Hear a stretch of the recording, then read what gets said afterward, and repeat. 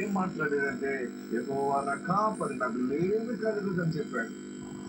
దావీదు ఇంకా ఏం చెప్పాడంటే, ఆయన నన్ను జ్ఞాపకం చేసుకోవటానికి నేపాటి వాడిని, దేవుడే నన్ను జ్ఞాపకం చేసుకున్నాడు.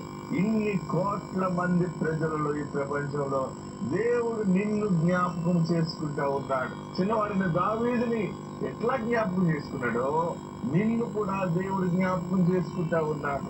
ఏడవకు, ఎందుకంటే దేవుని యొక్క కార్యముల పట్ల జరగటానికి సిద్ధముగా ఉంది. ఎందుకు చనిపోవాలని అనుకుంటున్నావు? ఎందుకు మరణించాలనే నీకు నిర్ణయం వస్తా ఉంది? వద్దు, దేవుడి దినాన్ని నీతోనే మాట్లాడుతూ ఉన్నాడు. బలమైన కార్యములు చూడబోతూ ఉన్నావు. మనసు పాటు చేస్తూ, నేను నమ్మాను, నాకు మళ్ళా జీవితం నాకు అల్లరి పాలైపోతుందని అనుకుంటున్నావేమో. దేవుడు మన కొత్త చిరుని జీవితంలో అనుగ్రహించబోతూ ఉన్నాడు.